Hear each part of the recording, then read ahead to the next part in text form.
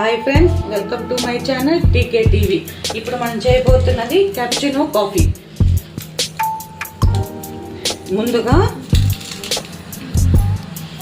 Sugar 1 spoon, తర్వాత coffee పొడి, ఏదైనా కాఫీ పొడి వేసుకొని, ఒక ప్యాకెట్ కాఫీ పొడి, తర్వాత 2 టేబుల్స్ హాట్ వాటర్,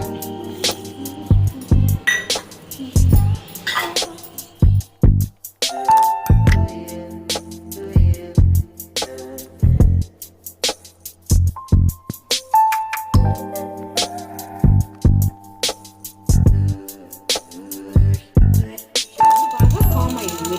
దీన్ని ఒక స్పూను ఫస్ట్ కప్పులోకి వేసుకోవాలి. తర్వాత వేడి పాలు పోసుకోవాలి. తర్వాత మిగిలిన ఫామ్ని ఇలా పైన వేసుకోవాలి.